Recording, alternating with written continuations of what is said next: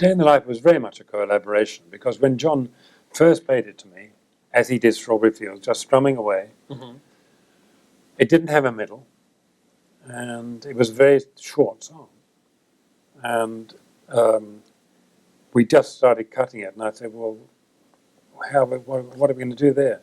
And he said to Paul, have you got anything we can put in here? Paul said, not really. So I've got this song which I've been trying to get something out of. It doesn't go very far. And again, it had nothing to do with John's song.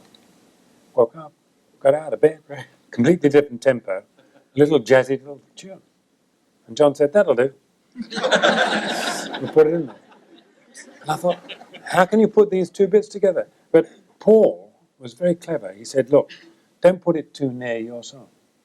Well, we'll put in a bit that separates it. Right. And to keep it, and we had these 24 bars of nothing. And in order to keep together, Paul was banging away on the piano. We had Mel counting out the bars, which you can hear, putting tape deck on him. We even had an alarm clock to let us know when the 24 bars were up. Oh, that's what that, okay. And I thought, what the hell are we going to put in here? Maybe a guitar solo, maybe I'll have to write something. And nobody had any idea, really, until they came and said, we want a symphony orchestra. And I said, yeah.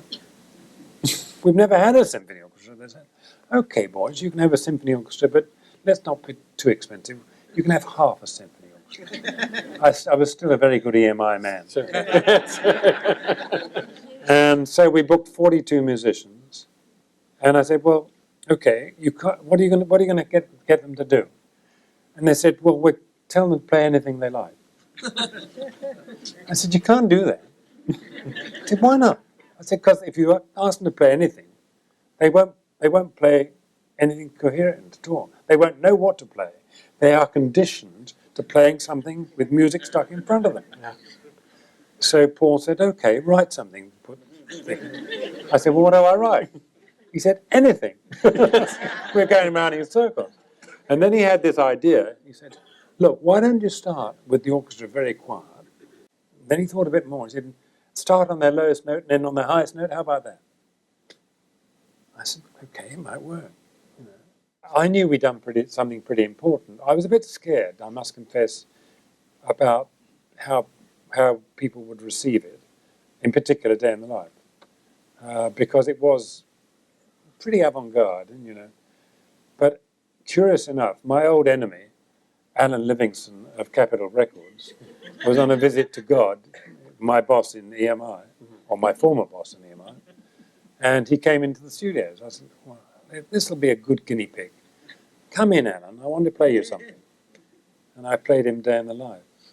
And the look on his face was wonderful. He was gobsmacked. He just said, and I said, do you think it'll sell? He said, when can I get a copy?